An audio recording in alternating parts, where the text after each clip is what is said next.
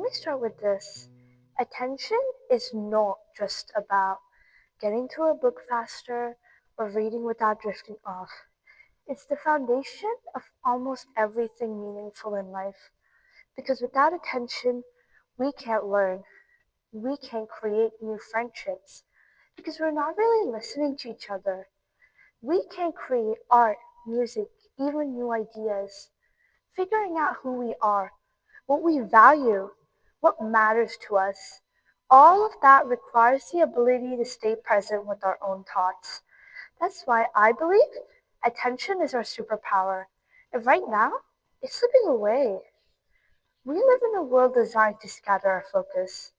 Messages beep, videos play, and ads pull us in again and again. But it's not by accident. It's by design. Big tech companies profit from every second of our distraction. So next time you're sitting down to do a task and then you're an hour deep in TikTok or YouTube, it's not because you're weak. It's because the system is set up to hijack your focus. I know this because I've lived it. 6 months ago, I would sit down to crack a math problem as a preparation for an admission test. I'd sit down to study, realizing an hour has gone by, and I hadn't solved a single problem. And to be honest, it was something I learned in the fourth grade.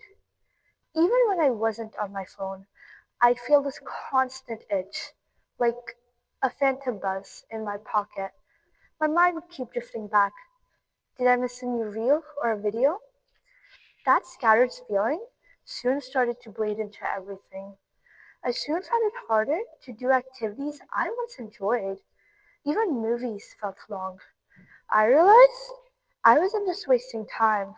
I was losing the ability to stay with something long enough to really enjoy it. The day I realized how far this had gone was when I couldn't sit with my little sister and read her a bedtime story without drifting off. I felt guilty because I wasn't really there. That's when I realized attention is not just about schoolwork or productivity. It's about the time you spend with the people you love, the relationships and connections you make. My attention is a valuable thing, and if I don't protect it, I'm handing away the chance to fully live my life. Because we live in one of two worlds, real or virtual. So, what can we do about it? What works for me best is treating attention like a ritual, like combing your hair or brushing your teeth. When I study, I put my phone in another room, not just on silent, but out of reach. I'd give myself permission to do one task, whether it be reading or schoolwork. At first, it felt impossible, but then, when the timer rang, I realized I didn't want to stop. I had fallen into flow again. I also started adding offline time into my week. For me, that's reading or art. At first, I kept fidgeting around, but then the calmness came in. That's when the new ideas started to come in, and that's when I felt like myself. Our attention is who we are. If we don't protect it, we lose more than just minutes to a screen. We lose the chance to fully live our life. But if we protect it, if we resist for it, we gain back the power to do incredible things, to learn, to connect, to dream, to create. In my personal experience, my relationship with my younger sister has improved immensely. We rather live moments together than pass by them now.